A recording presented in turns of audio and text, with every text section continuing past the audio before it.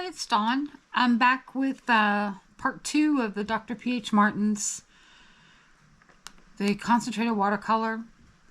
I started off with these 6 colors, obviously, and now I'm going to continue on. I did pre-shake these before I came on camera this time. Last time, when I did the first 6, I forgot to shake the crimson and the persimmon, which I'm going to now add to another wheel down here. This is only going to be partially complete. But I'm going to continue on. I have already pre-shaken. I've already shaken, whatever. First one is Ice Blue, and I'll be curious to see the Ice Green came out real pale. I only have a couple of ices. I think the other one I have is that it? Just the 2? No. Ice Pink. I've got another ice here. So I'll be curious to see if all of them have that same kind of paler aspect to them, I guess is the word I'm looking for. But don't know. So we're going to start off with Ice Blue.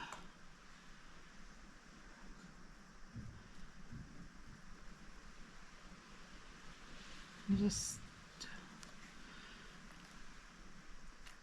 you know, they name them things like this. There's no pigment information on the label. I'm sure it's on their website, but I just haven't looked it up. I'm working out of my my 9x12 handmade journal, and then I'm using a stencil by Tim Holtz. It's called THS 179, and I've been using this stencil for a while now, and I keep forgetting to tell people when I make other videos with it, because it just really makes for a nice makes for a nice I don't know, a nice swatch when you can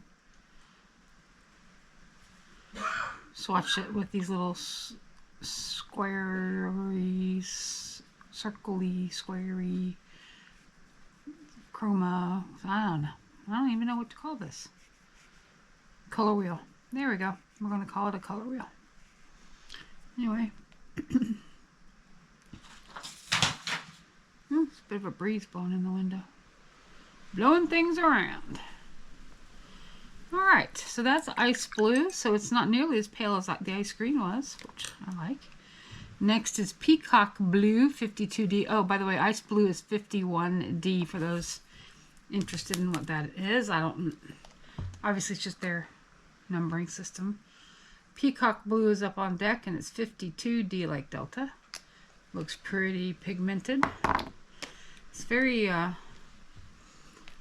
Skittles looking. It was a comment I heard a few minutes ago from my husband, and I went, yeah, that's a good word. Wow, wow, wow. That's very... As for a peacock, that's surprisingly not peacocky to me. Well, maybe I don't know. This just feels a lot darker. Feels like a purpley blue.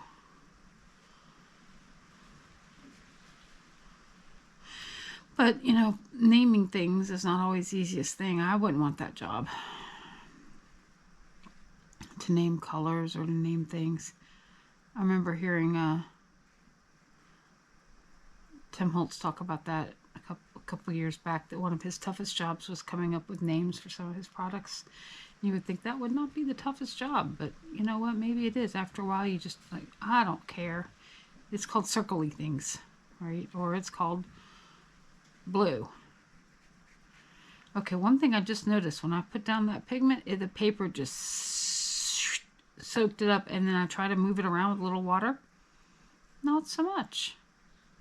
Now, this paper is Strathmore 4 series, so it's not great paper. I'm sure that, okay, I did reactivate it a little. I'm sure that on cotton paper, you'd get a much better result with trying to lift it. But it's just worth noting, wow, got nothing there.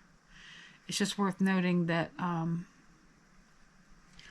there is it just sinks right in. And it's probably the paper.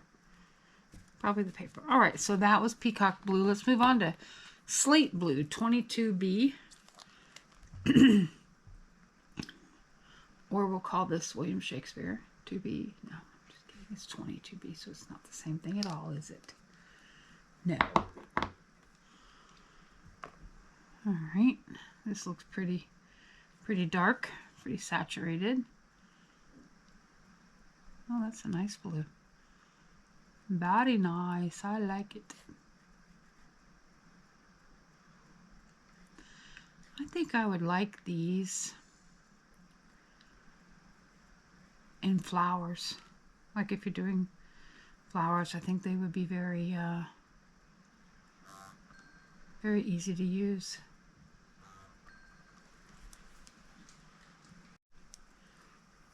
Yeah, I like this slate blue.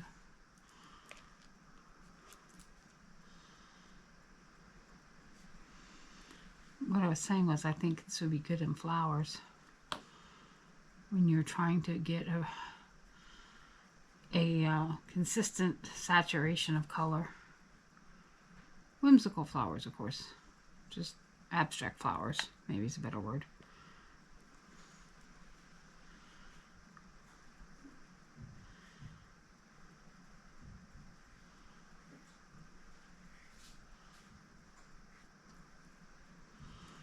This one seems to have some other colors kind of trying to peek through a little bit. I'm getting a little pink. Or maybe that's just my eyes being tired.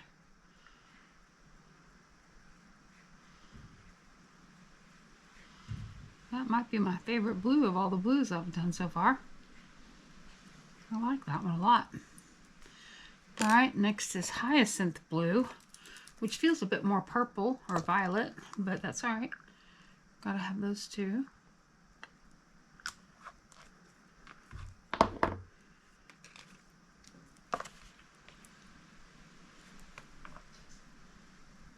No, that's like a, this feels a bit more like ultramarine. But it definitely has a purple cast to it. A violet cast, I should say. Wow.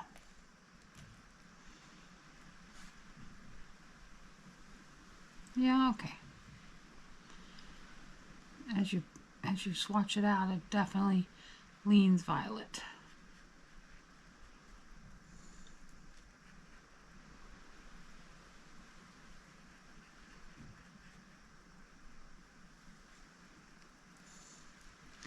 And it makes sense because the word hyacinth, I think of, you know, the purple hyacinth in the spring being this color, so that completely jives. But in its really concentrated pigment, it is definitely leaning very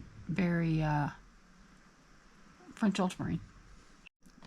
All right, so let's see how much violet differs from the hyacinth. Okay, it's more grape. Looking in the bottle. Let's see if it looks grape on paper.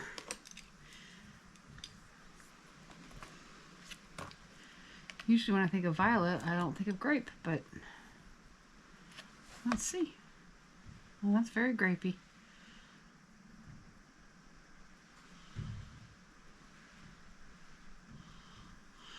Yeah, definitely grape.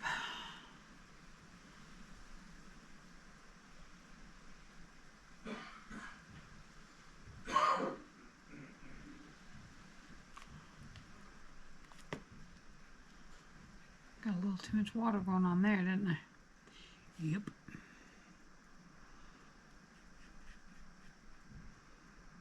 I'm using a number 5 round from Hobby Lobby, but I've had this brush for years, so don't trust the 5. It's a small round. Your mileage will vary.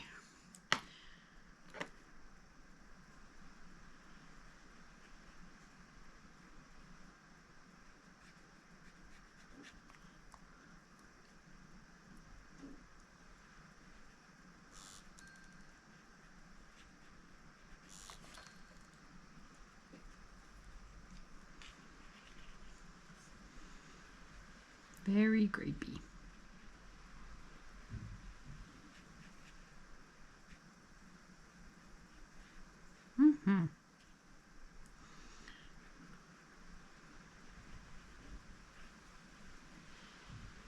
But not unpleasant. But too much here. Let's pull some of that back so we see the real pale version. And last but not least is our ice pink. I have a feeling this is going to prove to be a disappointing color just because it just doesn't look all that exciting in the bottle, frankly. But, you know, I've been wrong before. Yeah, see, it's kind of like the yellow. The sunshine yellow came out of the bottle. Super unimpressive. Meaning it just doesn't have any oomph.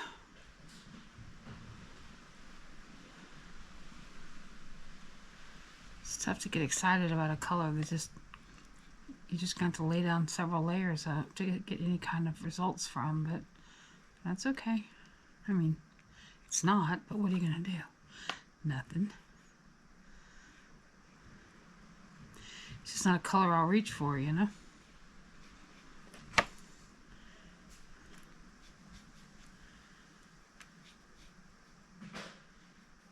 Okay. Well, that little color wheel is done. We'll let it dry down, of course, and post some photos to go with it, but that's fun. Next up, we've got another 6 I'm going to do down here, and then another, oops, it's off camera. I have another 6 I'm going to do down here, and then another 3 new ones. Then I'm going to redo the crimson and the persimmon over here when I get to this one, because they're just heavily sedimented on, is that a word, sedimented? They have heavy sediment in the bottom. That's crimson, and then this is persimmon, and it has heavy sediment in the bottom. Oh, I was off camera, dude. So I'm going to redo those with the sediment, you know, with the pigment mixed up better over here. But anyway, that's it for now. Thanks for stopping by again. We'll see you again soon. Bye.